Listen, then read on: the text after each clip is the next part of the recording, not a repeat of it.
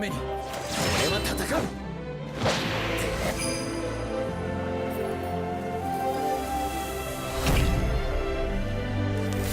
You shall regret this.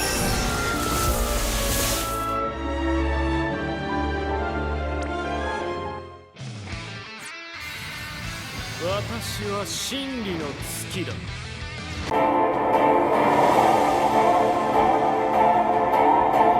Neovision So should have been one of the earliest Neovision units that we received. Granted, the timing of his release doesn't really matter to me, as I never planned to get him anyways. Regardless, let's get into it. His Trustmaster reward is a materia that increases your unit's MP by 30% and boosts their magic when they're holding a single weapon. It's a fine Trustmaster reward from a Neovision, though to be honest, I doubt anyone would worship the MP boost. His Super Trustmaster reward is one of the strongest magic rods in the game, which doesn't actually mean much. It has a small MP regen and automatically boosts your unit's magic at the start of a battle. Over time, this effect is all but guaranteed to lose its value, as most units have a cooldown ability that can do the same thing, but grant some additional effects. Still, if you have an older unit you'd like to strengthen, this can certainly do its part to help. Onto his active abilities. He Chains of Chaos Wave Awakened, which is widely popular with most magic damage dealers. Dark Hail is a brave ability that deals ice and dark damage.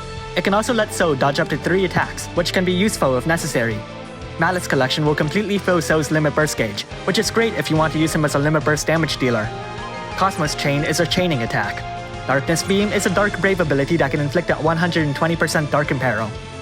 Malicious Manslayer can be used 3 times per battle. It's a dark chaining ability that grants So a powerful magic human killer. Terminating Abyss is a cooldown ability that just deals dark damage.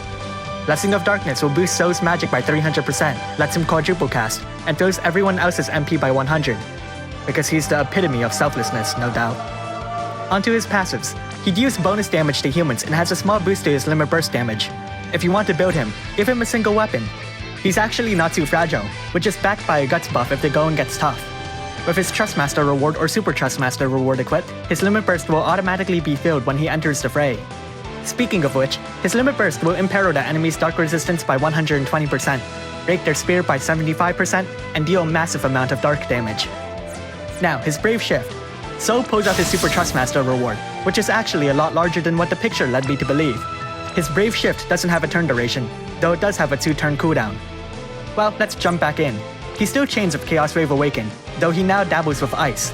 Frozen Impact raises So's limit burst damage, while Malefic Ice enables Cryopreservation, a chaining ability which grants So a full re-raise.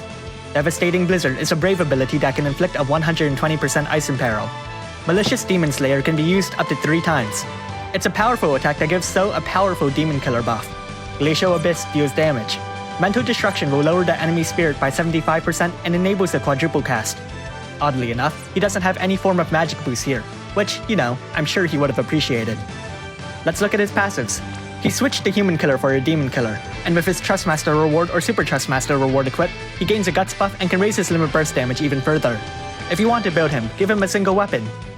Finally, his limit burst. It's just a single ice attack, meaning you could use him as a finisher if you'd like. Now, brave abilities.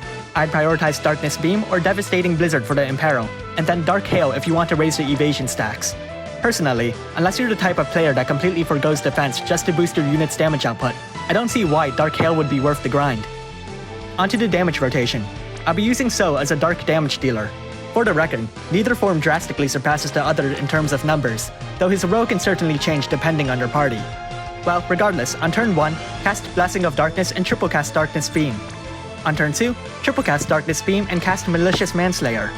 If you need the killer buff, feel free to cast it first. Anyways, at this point, just quadruple cast Darkness Beam until you need to reapply his buffs. If you want to finish off the enemy as soon as possible, or if the enemy's not a human to begin with, you can keep adding Malicious Manslayer to deal more damage. You can certainly throw in his limit burst whenever you'd like, or switch to his Brave Shift if you want to make use of the abilities over there. Anyways, as you can see, So is a fairly boring character, though he's certainly effective in his role. He has a few selfish buffs that can be rather valuable: evasion, re-raise, and some powerful magic killers.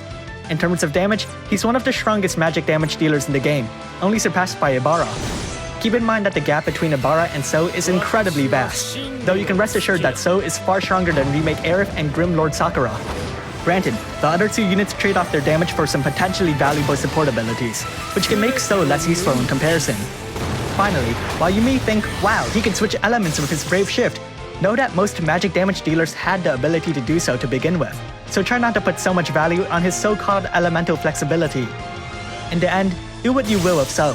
I'll certainly do nothing.